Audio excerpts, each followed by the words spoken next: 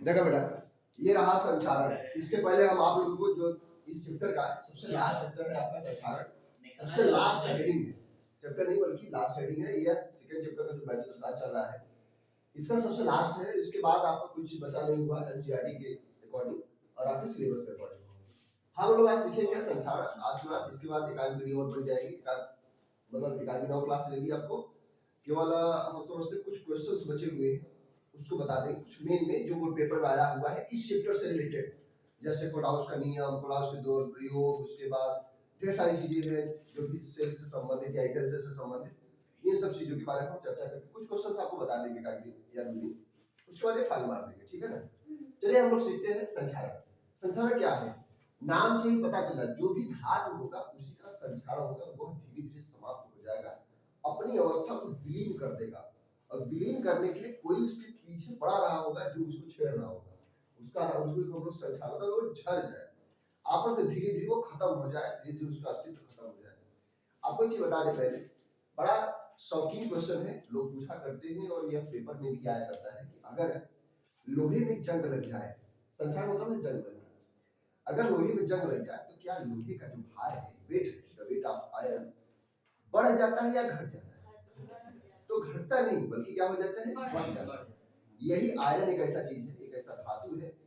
यही बस नहीं, जो जिस चीज में आपको जंग लगेगी, जैसे मान लीजिए अगर लोहे में जंग लग रही है और लोहे में जंग लग रही है तो लोहा जो है धीरे धीरे उसमें भार उसका बढ़ जाता है। ऐसा नहीं है कि वो जो कुछ भी बढ़ेगा, पॉइंट में बढ़ेगा, ग्राम में बढ़ेगा, मिलीग्राम में बढ़ेगा, लेकिन बढ़ेगा जरूर। क्यों? क्योंकि जो लोहा था, जो आयरन था, वो तो था ही, लेकिन उसके पहले जो उसके बाद में जो ऑक्सीजन उसमें प्रवेश किया, जो भी इलेक्ट्रॉन उसके अंदर आए एडवांस के रूप में, वो थोड़ी कहीं गया है। जो लोहा है वो कहीं गया नहीं, बल्कि उसमें इलेक्ट्रॉन जो प्रवाहित हो रहा है वो चीज उस पर एडवांस हो रहा है, जिसे हम लोग कहते हैं कि भार बढ़ जाता है।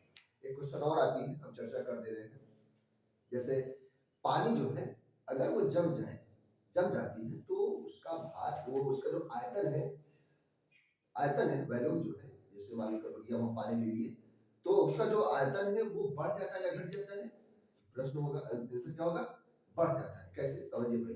जैसे आप बाटल में, लोटा में, थाली में, कटोरा में, चाहे जहां लेकर के आप थोड़ा सा उसको फ्री में रखने का प्रयास करिए। जब आप देखते हैं ना कि बॉटल लबालब भरा हो और उसको कैप से एकदम क्लोज कर दिया जाए, और उसके बाद क्या होगा, वो धीरे धीरे जब वो जम जाता है पानी, तो कभी कभी ऐसा होता है बॉटल फट जाता है।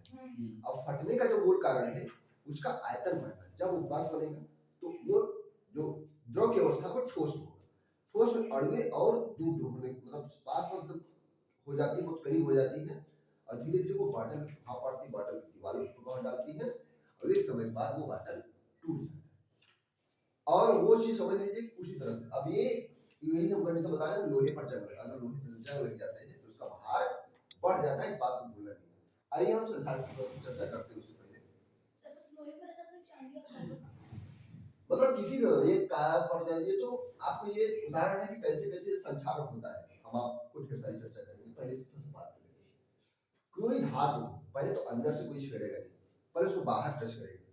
किसी धातु का बाहर से कोई आयरन रखा हुआ है, कोई लोहा रखा हुआ है, और ये जो है अब उसे भी हम बना नहीं पा रहे हैं, ये रहा आपका न्यूक्लियर, ये जो भी है ये मान लीजिए कील हो जाता है, इसको मान लीजिए कील, ये रहा आपका कील। ये कील जो है बाहरी कारकों के द्वारा, जैसे मान लीजिए यहाँ पे O2 है ऑक्सीजन, ये इसको छेड़ रहा है, इसके ऊपर परत में पहुंच रहा है, बाहरी कारकों के द्वारा धीरे धीरे समाप्त हो जाता है। अगर यह धीरे धीरे विलीन हो जाते हैं, जिसकी अस्तित्व खत्म हो जाए, समाप्त हो जाए, उसी को संक्षारण कहते हैं। सं मतलब किसी के साथ साथ, क्षारण मतलब झड़ जाए, खराब हो जाए, सड़ जाए, धीरे धीरे अस्तित्व उसका खत्म हो जाए, वही होता है, उसको संक्षारण बोलेंगे। अब आप थोड़ा सा समझने का प्रयास करते हैं। क्या हमने बताया, किसी धातु का, कोई धातु है, लोहे का कील हो, गाटर हो, एंगल हो, कुछ भी चीजें हो, लोहे का हो या किसी भी चांदी का हो, कापर का हो, किसी भी धातु का, धातु ऐसा नहीं है कि केवल लोहा ही चर्चा कर रहे हैं। धातु की जगह आपकी चांदी हो सकता है और आपका कापर हो सकता है, कुछ भी ऐसी धातुएं हो सकती हैं जिसके बाहरी वातावरण, बाहरी कारकों के द्वारा, बाहरी जो कारक है उसके द्वारा वो धीरे धीरे समाप्त हो जाए। बस अगर धीरे धीरे समाप्त हो जाए तो ऐसा झाड़ करना। अगर ये समाप्त हो जाती है तब, समाप्त नहीं होती तो कहाँ संचारण होगा? संचारण होने के लिए उसका अस्तित्व खत्म होना, उसको धीरे धीरे छेड़ना, वो धीरे धीरे कमजोर हो जाती है। लेकिन ध्यान रखिएगा कि लोहे का भार जो धीरे धीरे बढ़ जाता है। कब? जब जंग लग जाती है। देखिए ये हो गया, धीरे धीरे समाप्त हो जाना ही संचारण कहलाता है।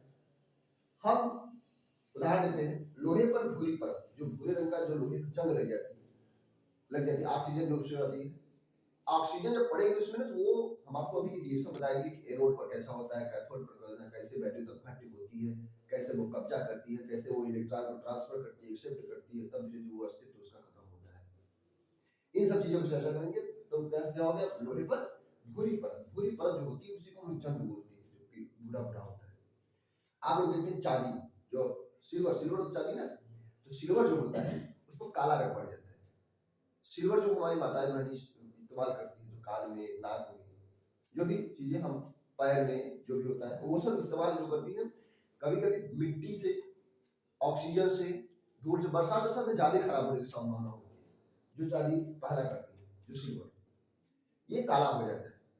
तो हो सकता है कि कुछ महिलाएं न जानकारी जिससे होती है, तो वो कभी कभी सुनार को दोष देने लगती है कि ये बड़ा जल्दी खराब हो गया। ऐसा कुछ नहीं, उसका स्वभाव ये है चांदी पर, वो चांदी काला हो जाएगा।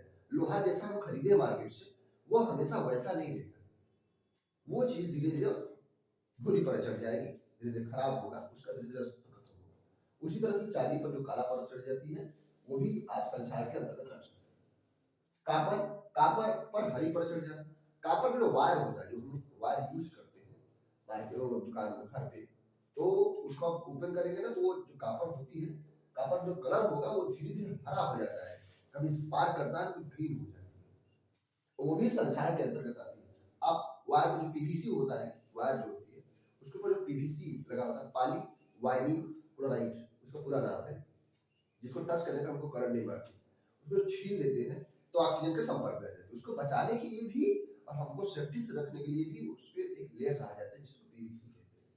और जो कापर में चढ़ा रहे हैं, जो चढ़ाने के बाद जब उसको मान लीजिए जब जहाँ ज्वाइन करना है वायर को ओपन करना है, ओपन करके उसको जोड़ देंगे। जहाँ जोड़ेंगे अगर उसको ठीक से हम लोग टेपिंग न करें, या फिर प्लास्टिक में बांधे, या ठीक से उसको सावधानीपूर्वक न करें, तो अगर उसमें ऑक्सीजन प्रवेश किया तो स्पार्क करेगा धीरे धीरे। ऐसा नहीं कि आप करेंगे तो तुरंत स्पार्क करेगा, ऐसा नहीं, वो धीरे धीरे स्पार्क करेगा, ऑक्सीजन पाएगा और धीरे धीरे उस पर हरी पर चढ़ जाएगी, वो चीज खराब हो जाएगी। फिर उसको कट करके फिर अगली बार अगले कदम पर उसको छील करके फिर ज्वाइन करना पड़ेगा। तो हर चीजें धीरे धीरे जो संचारित हो जाती है, धीरे धीरे समाप्त हो जाती है, उसी को हम लोग संचारण कहते हैं। अच्छा, संचारण को जो प्रभावित करते हैं कुछ बातें हैं, जैसे कुछ चीजों को प्रभावित करने वाले कारक हम बताते ही रहते हैं, उसी तरह से संचारण को प्रभावित करने वाले या किसी धातु को प्रभावित करने वाले को कारक कौन कौन से, उस पर हम चर्चा करेंगे। इसको लेकर फिर उस पर चर्चा करते हैं। ये रहा आपका लोहे पर जंग लगने के लिए आवश्यक कारक। कुछ ऐसे फैक्टर्स हैं, कुछ ऐसे कारक हैं जो जंग लगने पर बहुत ज्यादा प्रभाव डालते हैं। देखो, जंग लगने के लिए कुछ कारक हैं, पहले तो देख लेते हैं नमी। यहाँ हम नमी लिखे हुए हैं, तो नमी जो है वो जल में रहेगा। अब ऐसा नहीं वो डायरेक्ट पानी ही पड़े, वो तो उसमें नमी मतलब आर्द्रता होनी चाहिए उसमें। अगर जंग लग रहा है तो उसमें आर्द्रता होगा, और उसमें ऑक्सीजन भी हो सकता है और कार्बन डाइऑक्साइड। तो ये सब चीजें प्रभाव डालती है। अगर कार्बन डाइऑक्साइड पड़ेगा तो भी जंग लगेगी लोहे पर, और उसके बाद ऑक्सीजन पर भी होगा, और नमी तो होगा ही। नमी को हम लोग आर्द्रता भी कह सकते हैं। आर्द्रता, वो जो नमी होती है। अच्छा, एक चीज समझिएगा, हम दो तीन एग्जाम्पल आपको दिए हैं, चांदी, कापर, लोहा, लोहे पर जो जंग लगती है भूरे रंग की, तो हम पॉइंट में आ रहे हैं लोहे पर जंग लेकर। इसको क्यों बता रहे हैं, देखिएगा जंग का जो सूत्र है, ये ध्यान दीजिएगा कि Fe2O3 H2O, ये जो है कुछ भी हो सकता है। ये जो है इसे हम लोग कुछ भी, एक दो, एक तो हो नहीं सकता क्योंकि अगर हम एक लिखेंगे तो कोई मतलब नहीं है। यहाँ पर 2 3 4 5 ये संख्या बढ़ सकती है, घट सकती है। ऐसा नहीं है कि कम लगेगा तो कम जंग लगेगा, कम ऑक्सीजन पड़ेगा और कम आर्द्रता होगी, कम संचारण होगा, और ज्यादा होगी ज्यादा। ये संख्या पर डिपेंड करता है कि ये आर्द्रता मतलब नमी की मात्रा कितना है, ये नमी की मात्रा कितना है, ये चीज बताती है। ये पूरा रहा जंग का सूत्र। ये बहुत क्रिटिकल चीज है, ये आपको पेपर में अगर इंटर में नहीं पूछ रहा है तो आपको कंपटीशन में जरूर पूछेगा कि जंग का सूत्र क्या होता है। जंग का सूत्र हाई स्कूल में भी है और संचार हाई स्कूल में भी है, ये सब चीजें आपको ये मिल जाएगी। तो जंग का सूत्र ध्यान रखिए Fe2O3 डॉट X(H2O), X का मतलब होगा संख्या कुछ भी हो सकती है। ये हो गया। अब हम आपको बताते हैं कि जो लोहे पर जो जंग लगती है वो कैसे कैसे एनोड पर, कैथोड पर रिडॉक्स बनती है, और उसके बाद आपके किताब में दिया हुआ है सजल रोकथाम कैसे इसका उपयोग, मतलब इसको रोकेंगे। प्रिवेंशन, प्रिवेंशन मतलब होता है रोकथाम, प्रिवेंशन रस्टिंग होता है, जंग का रोकने का उपाय क्या होगा, फिर उसके बाद आपके सिलेबस में सब कुछ रहेगा। फिर पॉइंट है देख लीजिए, फिर हम आगे चर्चा करते हैं इसका। देखा बेटा, ये रहा आपके क्रियाएं, कुछ लोहे पर जंग लगने वाली कुछ क्रियाएं हम चर्चा कर रहे हैं। लोहा जो है उस पर जो जंग लगती है वो कैसे कैसे लगती है, इस पर हम कुछ बातें करेंगे आपसे। ये रहा लोहे पर जंग लगने की क्रिया। एक हो गया आपका एनोड की क्रिया होगी, और एक हो गया आपका कैथोड की क्रिया होगी आपके बुक्स से। और ये जो है एनोड जो है, एनोड कैसे होगा थोड़ा सा देखते हैं। अगर ये लोहा है, आयरन है, ये आयरन है, ये दो इलेक्ट्रॉन को ट्रांसफर कर रहा है, निकाले। जब ऑक्सीजन आ जाएगा ना तो इलेक्ट्रॉन को ट्रांसफर करेगा, शिफ्ट करेगा, इधर से आवागमन जारी रहता है। एक फिगर दिया है आपकी बुक में, हम फिगर को बनाए नहीं है, बताने का प्रयास कर रहे हैं किस तरह से बहुत करेगा। आपको लोहे पर संचार के बारे में पूछ सकता है, इतना ज्यादा हम करीब ले जाके उसके अंदर ले जाके बताने का प्रयास कर रहे हैं कि आपको बहुत ऊपर संचार किसे कहते हैं, संचार के कुछ एग्जाम्पल दीजिए, संचार को रोकने के उपाय बताइए। इस तरह से सारे सवाल आपसे पूछ सकते हैं। तो लोहे पर जो जंग लगने की क्रिया है, ये एनोड पर, ये लोहा है। देखिए इलेक्ट्रॉन जब ट्रांसफर हो रहा है यहाँ दो आयन हो गया, और जितनी इलेक्ट्रॉन निकलती है यहाँ पर हो जाती है, ये दो इलेक्ट्रॉन है। जब ऑक्सीकरण किसको बोलते हैं, ऑक्सीकरण उसको बोलते हैं जब ऑक्सीजन पाती है। ऑक्सीकरण बोलते हैं जब ऑक्सीजन की वृद्धि हो जाए या फिर हाइड्रोजन की कमी हो जाए, उसको ऑक्सीकरण बोलते हैं। ऑक्सीडेशन, ऑक्सीजन की वृद्धि, ऊपर जब गिरती है तो ऑक्सीजन की वृद्धि या हाइड्रोजन की कमी, दो में से एक का केस का होना जरूरी है। हम पूछ रहे थे बच्चों में कि इसको ऑक्सीजन की वृद्धि के लिए, तो कुछ बच्चे परिभाषा बता रहे थे कि ऑक्सीजन की वृद्धि और हाइड्रोजन की हानि, ये गलत हो जाती है। और या अथवा नहीं लगेंगे, या तो आप इसका इस्तेमाल करेंगे या फिर आप इसका इस्तेमाल करेंगे, तब आपका परिभाषा सही होगा ऑक्सीकरण की और अपचयन की। आप क्या करेंगे, देखिए ऑक्सीकरण किसको बोलते हैं, जब ऑक्सीजन की वृद्धि हो या हाइड्रोजन हानि। तो ऑक्सीजन वृद्धि हो तभी ऑक्सीकरण होगा, हाइड्रोजन की हानि हो तो भी ऑक्सीकरण होगा। अब इसी का उल्टा हो जाता है, ऑक्सीकरण जगह अपचयन हो जाएगा। अपचयन होता है कब, जब ऑक्सीजन की कमी हो और हाइड्रोजन की वृद्धि। ऑक्सीजन की कमी या सॉरी हम और बोल दिए क्या ना, देखो ऑक्सीजन की कमी या हाइड्रोजन की वृद्धि हो, उसको बोलेंगे अपचयन, ये अपचयन। अच्छा ऑक्सीकरण को ही उपचयन बोलते हैं, ऑक्सीडेशन को ही, ऐसा थोड़ा सा नहीं है, ये चीज है। चलिए देखिए एनोड पर हो गया, ये रिएक्शन हो गया आपका। अब कैथोड पर हमारा ये देखिए O2 है, ध्यान दीजिएगा थोड़ा सा, ये लिखा है O2 मतलब ऑक्सीजन लिखा है, ऑक्सीजन के दो अणु है, ऑक्सीजन के दो अणु है। इधर देखो जी बोर्ड पर ऑक्सीजन के दो अणु है, और इसको अगर हम 1/2 लगा देते हैं, अगर हम दो अणु है 1/2 को हम लोग बोलते हैं आधा, आधा बोलते हैं। तो आधा बोलते हैं तो O2 को हम आधा करके, मतलब ऑक्सीजन के अगर दो अणु है हमारे पास, अगर मेरे पास दो अणु है तो मैं उसको एक अणु बनाना चाहूं तो आधा कर सकता हूं। तो आधा करेंगे तो आधा कैसे लिखते हैं 1/2 से, कितना अणु हो गया इससे, इसका हाफ, हाफ O2 मतलब हो गया एक ऑक्सीजन। इसको आप लोग ऐसे लिख सकते हैं, ऐसे क्योंकि दो था आधा कर देते हैं, तो इस तरह से हो सकता है। तो ये रहा आपका ऑक्सीजन, और ऑक्सीजन दो इलेक्ट्रॉन इधर से, और ये हाइड्रोजन का आयन पाएगा तो जल का निर्माण करेगा। जब वो जल करेगा, ये जल मत समझिएगा कि जल ही है, यह नमी है, और नमी जब होगी इसको हम नमी बोलते हैं, नमी, और ये नमी है, यही पा करके जंग बनाएगी।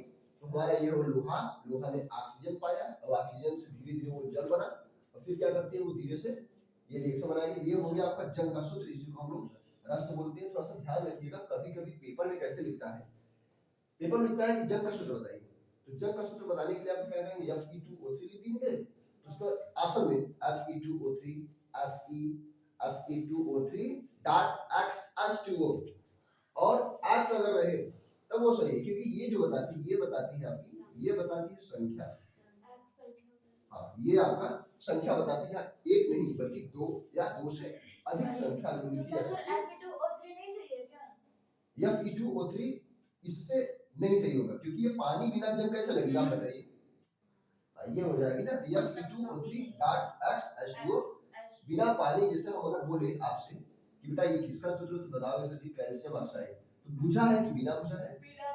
बिना बुझा है, क्योंकि बिना बुझा हुआ चूना का सूत्र है जो बोरा में लेके खुदाई करते हैं, ये बिना बुझा वाला है। और एक होता है बेटा CaOH का Tn2, ये तो बुझ गया, और ये बुझा वाला है, बुझा गलती लिखिएगा इसको। देखो ये रहा आपका बुझा हो गया, ठीक है ना, बुझा हुआ चूना है ये, और ये रहा आपका बिना बुझा, मतलब कि पानी की आवश्यकता पड़ेगी इसको बुझने के लिए। उसी तरह से जंग लोहे में, ये लोहा है, ऑक्सीजन और ये जल की जो मात्रा ऐड हुए हैं, अगर ये बन रही है तो ये जंग बन रहा है, और जंग बनने के लिए, जंग होने के लिए, लोहे की पूरा परत चढ़ने के लिए नमी की आवश्यकता होगी। ये नमी बन रही है, इसलिए नमी की आवश्यकता होगी, इसी को हम रस्ट बोलते हैं, रस्ट का फायरन, लोहे का संक्षारण। ये हो गया।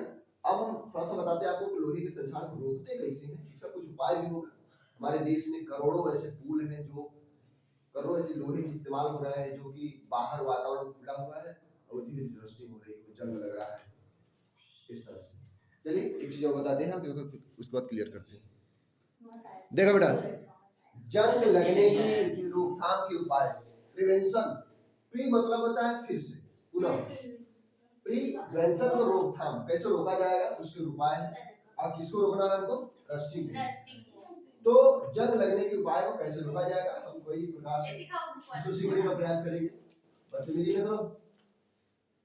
उसके बाद देखो, पेंट करके, पहला पेंट करके मतलब पॉलिश करके, ये हो सकता है गैल्वेनीकरण। गैल्वेनीकरण क्या चीज होती है, जिसको गैल्वेनाइजेशन कहते हैं। और गैल्वेनीकरण जो होती है वो जिंक की परत चढ़ा करके ही किया जाता है, जिंक की परत चढ़ा करके ही गैल्वेनीकरण करते हैं लोग। जिंक का जो परत है इसी को चढ़ा करके हम लोग गैल्वेनीकरण। अभी हम आपको कुछ सेल या बैटरी बारे बता रहे थे, पढ़ा रहे थे, तो उसके ऊपर एक ठो लेयर लगा हुआ था, और लेयर जो था किसका था? जिंक का। कल एक लड़का पूछ रहा था सेल को दिखा करके कि वो जिंक का था, तो वो बाहर का जो लेयर उसको छुड़ा करके दिखा रहा था, तो वो जिंक का ही था। तो जो गैल्वेनीकरण है जिंक, अब बताइए वो बाहर से वो रस्टिंग नहीं होता, उसका बाहर से रस्टिंग होता, वो तो इलेक्ट्रॉन ट्रांसफर होते उधर से, उसका पेस्ट खराब होता है बैटरी का, उस तरह से। तो जिंक का जो परत चढ़ा करके, इसको पहले पढ़ा चुके हैं। नाइक्रोम, नाइक्रोम जो बनती है यह एक मिश्र धातु है। मिश्र धातु नाइक्रोम को कैसे याद रखेंगे? नाइक्रोम, नाइक्रोम, इसे याद आ जाएगा। नाइक्रोम किससे किससे, यह एक मिश्र धातु है। नाइक्रोम एक धातु नहीं है बल्कि मिश्र धातु है। दो या दो से अधिक तत्वों का जो मिश्रण है, दो तत्वों का जो मिश्रण है, निकेल और क्रोमियम, इसका मिलाकर के नाइक्रोम बना हुआ है। और नाइक्रोम की जो पेंट किया जाता है वह भी संक्षार से बचाती है लोहे को। अगला हो गया, आप आयल लगा सकते हैं उसे, या फिर ग्रीस लगा सकते हैं, या फिर इसका लेपन हो सकता है। इस तरह से जितनी भी चीजें मैंने बताया, ये सब रोकथाम के और ढेर सारे उपाय हैं।